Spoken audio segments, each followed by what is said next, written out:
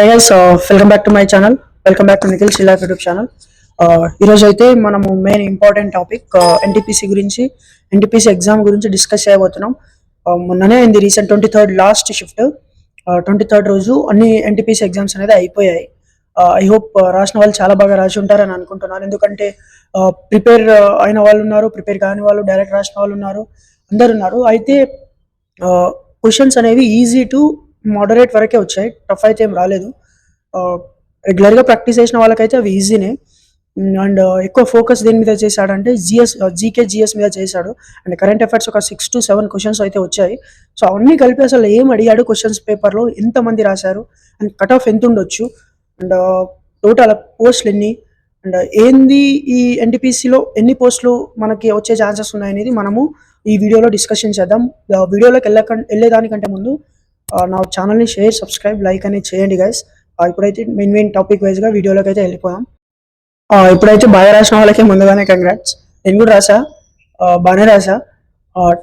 ఈ ఎన్టీపీసీకి cut off ఎంత ఉంటుంది, అండ్ ఎంతమంది అప్లై చేశారు, అండ్ ఎన్ని పోస్టులకి మనం ఎలిజిబుల్, అండ్ ఎంతమంది అటెండ్ అయ్యారు, అండ్ ఏ టాపిక్స్ నుంచి క్వశ్చన్స్ ఎక్కువ కవర్ చేశాడు అనేది ఈ వీడియోలో మనం కంప్లీట్గా తెలుసుకుందాం. అండ్ కట్ ఆఫ్ ఎంత ఉంటుంది అన్ని ఈ వీడియోలో మనం తెలుసుకుందాం. వీడియోని ఎక్కడ స్కిప్ చేయకండి, ఖచ్చితంగా యూస్ఫుల్ అవుతుంది. నేను చెప్పేది కట్ ఆఫ్ ఉంటుంది లాస్ట్లో, మీరు చూసుకోండి. నేను ప్రీవియస్ ఇయర్ కట్ ఆఫ్స్ అన్ని కంపేర్ చేసి దీంట్లో expected cut off 1 or 2 marks అటు ఇటు ఉంటుంది తప్ప ఖచ్చితంగా కట్ ఆఫ్ మాత్రం నేను చెప్పింది అంతనే ఉంటుంది. మీరు అస్సలు స్కిప్ చేయకండి, టోటల్ వీడియో చూడండి. అండ్ ఎన్టీపీసీకి 2025 నోటిఫికేషన్లో 8,113 పోస్టులు ఉన్నాయి. దాంట్లో అప్లై చేసిన వాళ్ళు 58 lakhs, 58 లక్షలు, మోర్ దెన్ 58 నుంచి చేంజ్ ఉండొచ్చు, పైన కూడా కొంచెం చేంజ్ ఉంది, 58 లక్షల సంథింగ్ చేంజ్ ఉంది. దాంట్లో ఎగ్జామ్స్కి అటెండ్ అయిన వాళ్ళు 25 to 30 lakhs అంతమంది ఎగ్జామ్స్కి అటెండ్ అయ్యారు. అంటే మిగతా వాళ్ళు స్కిప్. అండ్ క్వశ్చన్స్ ఏమేమి క్వశ్చన్స్ నుంచి ఎక్కువ కవర్ చేశాడు ఎవ్రీ షిఫ్ట్లో, ఎవ్రీ డే ఏ క్వశ్చన్స్ అయితే ఎక్కువ అడిగాడో ఈ వీడియోలో మనం కంప్లీట్గా తెలుసుకోబోతున్నాం. డోంట్ స్కిప్ ద వీడియో, ఖచ్చితంగా యూస్ఫుల్ అవుతుంది. అండ్ ఎక్స్పెక్టెడ్ కట్ ఆఫ్ మాత్రం నేను చెప్పిందే ఉంటుంది, మీరు స్కిప్ చేయకండి. ఫస్ట్ థింగ్, ఏ టాపిక్స్ నుంచి అనేది క్వశ్చన్స్ అనేది కవర్ చేశాడు. ఫస్ట్లో మ్యాథ్స్కి వస్తే ఫస్ట్ నంబర్ సిస్టమ్ నుంచి 3 క్వశ్చన్స్ ఇచ్చాడు, సింప్లిఫికేషన్ నుంచి 2 క్వశ్చన్స్ ఇచ్చాడు, అండ్ రేషియో అండ్ ప్రపోర్షన్ నుంచి 1 క్వశ్చన్, అండ్ పర్సంటేజ్ నుంచి 2 క్వశ్చన్, అండ్ కాంపౌండ్ ఇంట్రెస్ట్ నుంచి 2 క్వశ్చన్స్, అండ్ మరి టైమ్ అండ్ వర్క్ నుంచి 1 question, and trigonometry and pure maths నుంచి 3 క్వశ్చన్స్. అట్లా అడుగుతూ ఎవ్రీ షిఫ్ట్లో అట్లా ఎక్కువ క్వశ్చన్స్ అనేది వాటి మీద ఫోకస్ చేశాడు అన్నమాట. ఈ మ్యాథ్స్ ఇది సింప్లిఫికేషన్ అనేది ఫోకస్ ఎక్కువ చేశాడు. కొన్ని షిఫ్ట్లలో సింప్లిఫికేషన్ 4 to 5 క్వశ్చన్స్ కూడా అడిగాడు.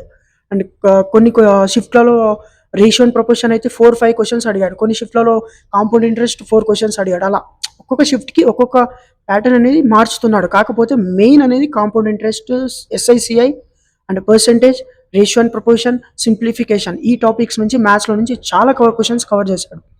Time and work and boards and stream నుంచి ఒక్కొక్క క్వశ్చన్ ఏమో వచ్చింది ప్రతి షిఫ్ట్లో. కానీ ఈ టాపిక్స్ నుంచి ఎక్కువ మ్యాథ్స్ అనేది కవర్ చేశాడు అన్నమాట. ఇప్పుడు రీజనింగ్లో ఎక్కువ ఏ టాపిక్స్ నుంచి కవర్ చేశాడు, అండ్ రీజనింగ్ ఈజీయా, మోడరేటా, లేకపోతే టఫ్ అనేది ఈ వీడియోలో తెలుసుకున్నాం. అంటే ఇప్పుడు రీజనింగ్లో ఎక్కువ సీటింగ్ అరేంజ్మెంట్ నుంచి కవర్ చేశాడు అనమాట. అండ్ పొజిషన్స్ అంటే ఈ నెంబర్ మీద ఉంటాయి, B ఫ్లోర్లో ఉంటాయి, C ఫ్లోర్లో, అది. And coding and decoding 2 to 3 questions, seating arrangement 3 to 4 questions అడిగాడు. సీటింగ్ అరేంజ్మెంట్స్ అయితే చాలా కొంచెం టైం కన్జ్యూమింగ్ చేశాడు. అండ్ కోడింగ్ డికోడింగ్ ఎంత అంటే ఒక 2 to 3 క్వశ్చన్స్, అది కూడా ఈజీ. నేను ఇక్కడ ఒక షీట్ పెట్టాను, ఆ షీట్ని మీరు చూడొచ్చు పైన. ఆ షీట్లో ఎట్లిచ్చాడో అది సేమ్ క్వశ్చన్స్ అనేది అడిగాడు.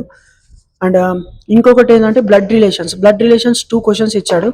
అండ్ రిమైనింగ్ అంతా సింపుల్ అని నంబర్ ఎనాలజీ ఇచ్చాడు. అట్లా సింపుల్ క్వశ్చన్స్ ఇచ్చాడు, చేయగలిగే క్వశ్చన్స్ అయితే ఇచ్చాడు. Reasoning no problem. అండ్ ఇంకొకటి ఏంటంటే జిఎస్ ఎక్కువ దేని నుంచి కవర్ చేశాడు అని అంటే ప్రతి షిఫ్ట్లో జిఎస్ అనేది ప్రతి షిఫ్ట్లో సైన్స్ నుంచి 1 క్వశ్చన్, అండ్ కరెంట్ అఫైర్స్ నుంచి 3 to 4 క్వశ్చన్స్, అండ్ G20 మన G20 సమ్మిట్ నుంచి 2 క్వశ్చన్స్ వచ్చాయి. బ్రిక్స్ సమ్మిట్ వచ్చింది. ప్రెసిడెంట్ రూల్ రీసెంట్గా దేంట్లో ఏ స్టేట్లో పెట్టారనేది వచ్చాడు. అండ్ సెన్సస్ అడిగాడు.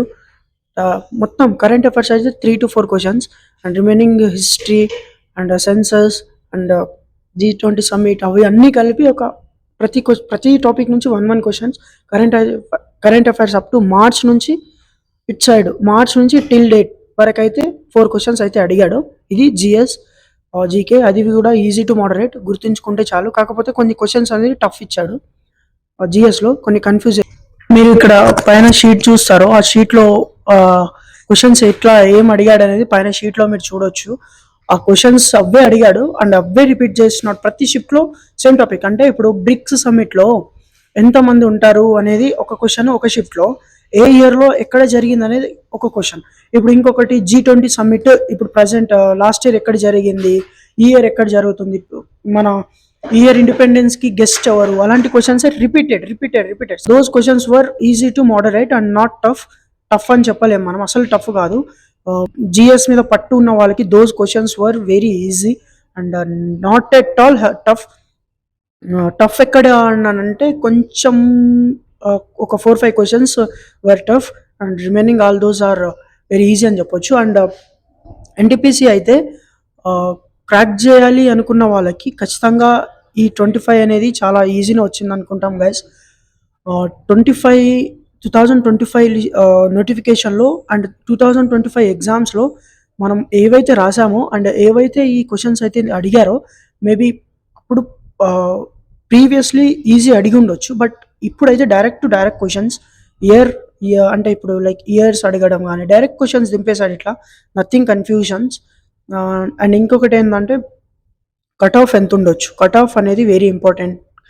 Cut off plays crucial role. Cut off అనేది 60 to 75 or 80 క్వశ్చన్స్ అనేది అటెంప్ట్ చేశారనుకోండి, ఒక 10 క్వశ్చన్స్ అనేది రాంగ్ అయ్యాయి అనుకోండి, అంటే 13 మార్క్స్ తీసేస్తే మీరు ఈజీగా 13 or 14, 15 మార్క్స్ తీసేస్తే మీరు ఈజీగా క్వాలిఫై అవుతారనే ఛాన్స్ ఉంది.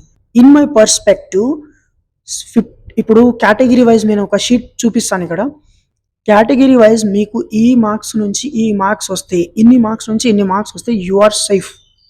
ఖచ్చితంగా మీరు మెయిన్స్కి ప్రిపేర్ అయిపోండి. NTPC were good. ఖచ్చితంగా మీరు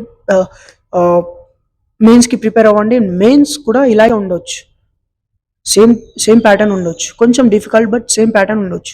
మోర్ దెన్ 50 అటెంప్ట్ చేసిన వాళ్ళకి మీకు 30 to 40% ఛాన్స్ ఉంది. More than you don't have chance. ఎందుకంటే చాలా మంది రాశారు, పోస్టులు కూడా 8,000 ఉన్నాయి, మోర్ దెన్ ఏం లేవు.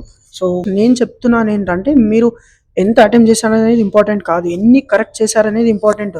అంటే మీరు 60 అటెంప్ట్ చేసినా, నాకు 80 అటెంప్ట్ చేసినా I have chances to qualify అంటే దట్స్ నాట్ పాసిబుల్. ఇప్పుడు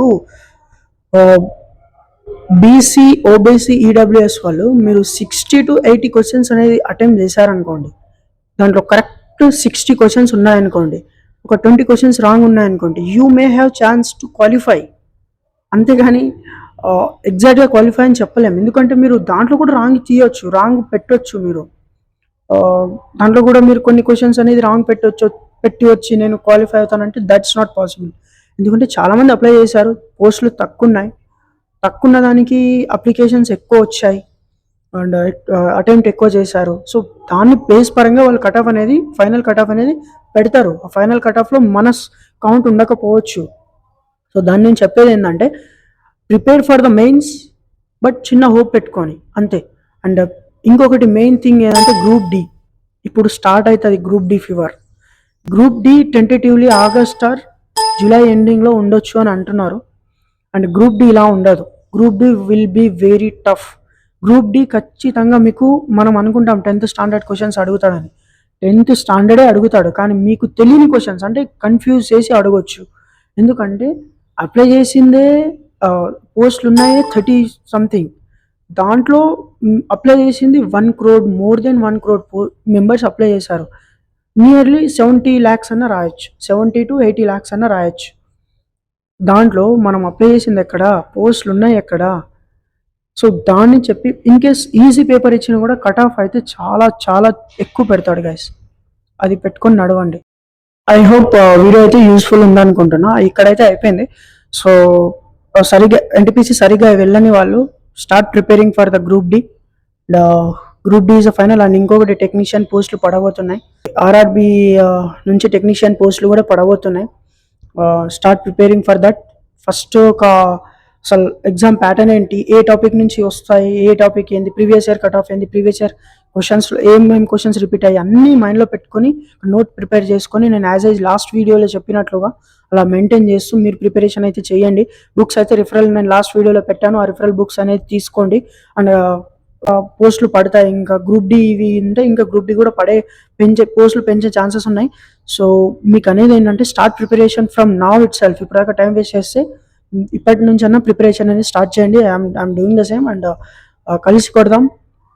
all the best for every one. మీకు ఈ వీడియో అయితే నచ్చింది అనుకుంటున్నాను. ఈ వీడియో మీకు నచ్చితే షేర్, సబ్స్క్రైబ్ అండ్ లైక్ అనేది చేయండి. See in the next video. మీకు ఏమైనా డౌట్స్ ఉంటే కామెంట్ చేయండి. I hope this video helpful to you, and if you like this video, please share and subscribe guys. And thank you so much. Thank you so much for your support. All the best. Do good.